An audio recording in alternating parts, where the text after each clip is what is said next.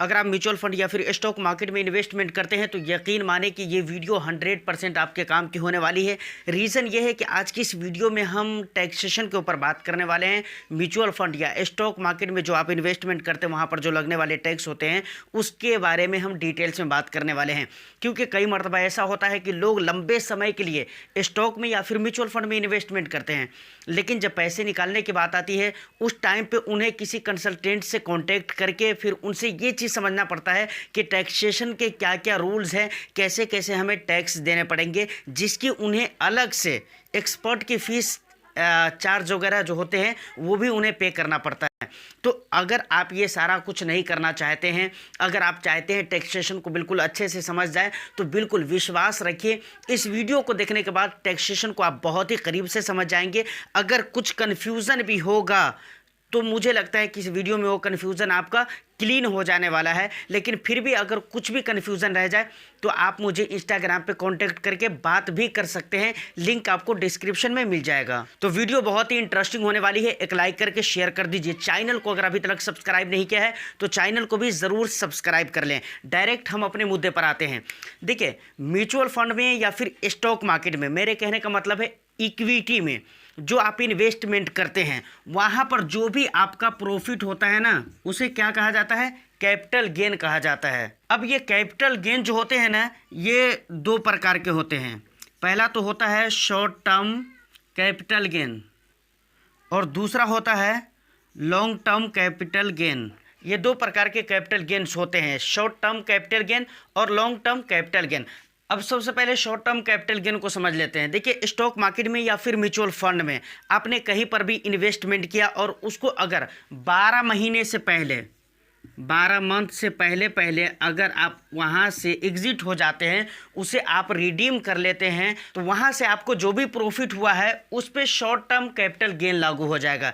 इसको ज़रा हम एक एग्जाम्पल से समझते हैं। मान कर चलिए कि आपने 5 लाख रुपये इन्वेस्टमेंट कर दिया किसी भी स्टॉक में या किसी भी फंड में, और इस 5 लाख की वैल्यू 8 महीने 10 महीने के बाद जो है ना 8 लाख रुपये हो गया। कितने महीने के बाद? 8 महीने 10 महीने के बाद। और ठीक उसी टाइम पे आप रिडीम भी कर रहे हैं, यानी 8-10 महीने के बाद, 10 महीने मानिए ना, 10 महीने के बाद आप उसे रिडीम कर रहे हैं। तो आपने इन्वेस्टमेंट कितना किया है? 5 लाख रुपये का, उसकी करेंट वैल्यू 8 लाख रुपये हो गए। तो यहाँ पर जो आपके प्रॉफिट के हुए वो कितने हुए? 3 लाख रुपये हो गए। टोटल ये 3 लाख रुपये आपके प्रॉफिट के हो गए। अब इस 3 लाख रुपये पे आपको short term capital gain tax देना पड़ेगा, जो कि कितने परसेंट होते हैं? 15% होते हैं। तो इस हिसाब से 3 लाख रुपये का अगर 15% निकालें तो टोटल पैसे कितने हो जाते हैं? 45,000 रुपये हो जाते हैं। ये आपको टैक्स देना ही पड़ेगा। देखिए भाई, ये सरकार का रूल्स है, ये आपको देना ही पड़ेगा। इसमें किसी तरह का कोई लेकिन किंतु परंतु हम या फिर आप नहीं कर सकते हैं। ये शॉर्ट टर्म कैपिटल गेन है और ये 15% होते हैं और ये आपको देना ही पड़ेगा। देखिए, ये एक एग्जाम्पल के ज़रिए मैंने आपको समझाने की कोशिश की है। अमाउंट मैंने 5 लाख रुपये लिया है, इसकी जगह आपका 3 लाख भी हो सकता है, आपके केस में 4 लाख भी हो सकता है, 10 लाख भी हो सकता है, कुछ भी हो सकता है। ये बस एक एग्जाम्पल है। तो इसी तरीके से आप निकाल सकते हैं। तो इसे हम क्या कहेंगे? इसे short term capital gain tax कहा जाएगा। तो यहाँ तक आप बिल्कुल क्लियर हो चुके हैं। तो अब हम आगे समझते हैं लॉन्ग टर्म कैपिटल गेन क्या होते हैं। कैपिटल गेन, देखिए इसका सिंपल वही मतलब, आप जस्ट उसका उल्टा कर दीजिए। अगर आपने किसी म्यूचुअल फंड में, किसी भी फंड में आपने या फिर किसी भी स्टॉक में आपने इन्वेस्टमेंट किया और वहाँ पर आपने 12 महीने से ज़्यादा दिनों तक उसे होल्ड करके रखा, मैं क्या बोल रहा हूँ, 12 महीने से ज़्यादा टाइम पीरियड के लिए आपने होल्ड करके रखा। वो टाइम पीरियड 2 साल भी हो सकता है, 3 साल, 4 साल, 5 साल, 10 साल, 15, 25, 30, कुछ भी हो सकता है। उस टाइम पीरियड के लिए आपने होल्ड करके रखा, समझ रहे हैं। अब जब आप उसे निकालेंगे और उस पर जो भी आपका प्रॉफिट होगा ना, उस प्रॉफिट पे long term capital gain tax लागू होगा, जो कि 10% होते हैं। कितने परसेंट होते हैं?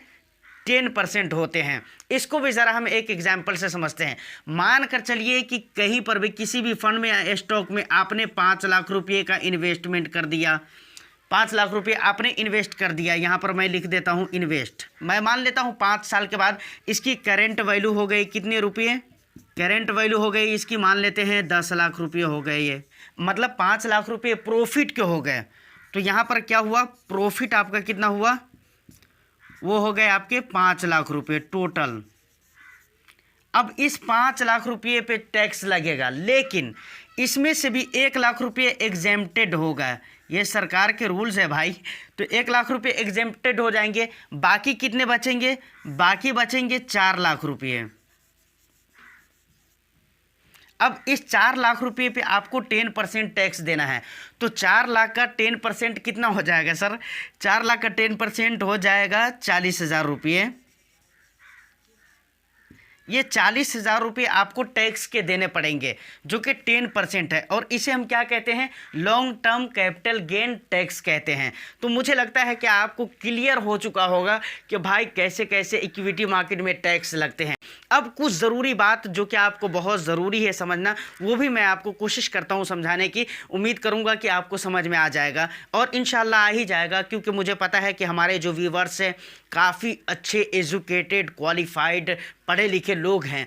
देखिए, अब बात मुझे ये करनी है कि आपको अगर इक्विटी मार्केट में इन्वेस्टमेंट करते हैं तो ये ज़रूरी नहीं है, और ये कोई मैटर नहीं करता है कि आपने जो इन्वेस्टमेंट किया है वो एसआईपी के ज़रिए इन्वेस्टमेंट किया है या फिर लमसम के ज़रिए आपने इन्वेस्टमेंट किया है। इससे कोई मतलब है, समझ रहे कि नहीं? इसी तरीके से आप अगर इक्विटी मार्केट में म्यूचुअल फंड में हो या फिर स्टॉक में हो, कहीं पर भी इक्विटी में जब निवेश करते हैं तो इससे भी कोई मतलब नहीं है कि आप किस टैक्स स्लैब में से आते हों। मतलब आप 10% वालों में से हो, 20%, 30%, किसी भी टैक्स स्लैब से आते हो, यहाँ तक कि आप 0 टैक्स स्लैब से आते हो, फिर भी आपको 10% लॉन्ग टर्म में देना पड़ेगा और शॉर्ट टर्म में 15% ये आपको टैक्स पे करना ही पड़ेगा। क्योंकि यहाँ पर लमसम और एसआईपी से मतलब नहीं है, और आप किस टैक्स स्लैब से आते हो इससे भी मतलब नहीं है। यहाँ मतलब 2 चीज़ों से हैं। वो 2 चीज़ें कौन है? सबसे पहला तो है टाइम ड्यूरेशन। इससे मतलब है कि भाई किसी भी स्टॉक में आपने निवेश किया तो उसको कितने दिनों तक होल्ड करके रखा। दूसरा है प्रॉफिट, कि आपको प्रॉफिट कितना हुआ।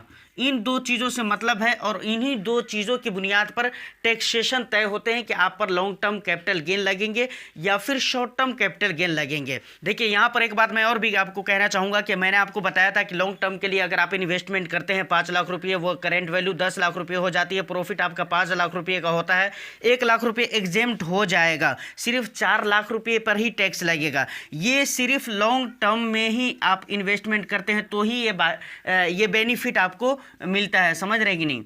लॉन्ग टर्म वाले को ही ये बेनिफिट मिलेगा, शॉर्ट टर्म वाले को ये बेनिफिट नहीं मिलेगा। देखिए, यहाँ तक कि अगर वीडियो में आप पहुँच चुके हैं तो मुझे लगता है कि बहुत सारी चीज़ें आपको टैक्स को लेकर क्लियर हो चुकी होंगी, लेकिन अभी भी बहुत सारी चीज़ें बाकी हैं जो एक ही वीडियो में सारी चीज़ें इंक्लूड करना मुमकिन नहीं है।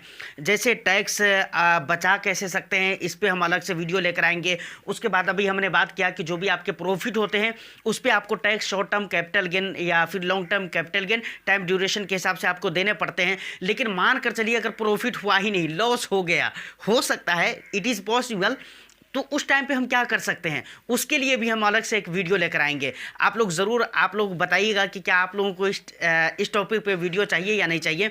दूसरी बात, ये इक्विटी की बात हमने करे हैं, डेट म्यूचुअल फंड में किस तरीके से टैक्सेशन के रूल्स रहते हैं, ये सारे डिटेल्स अभी आने बाकी है। वीडियो में आएंगे धीरे धीरे, आहिस्ता आहिस्ता। तो उम्मीद करता हूँ कि फिलहाल आज की ये वीडियो आपको अच्छी लगी हो। वीडियो अगर अच्छी लगी है तो एक लाइक कर दीजिए, शेयर कर दीजिए। चैनल को अगर अभी तक सब्सक्राइब नहीं किया है तो चैनल को ज़रूर सब्सक्राइब करके सपोर्ट करिए। फिर मैं मिलता हूं किसी नेक्स्ट वीडियो में, जब तक के लिए all the best. Thank you for watching.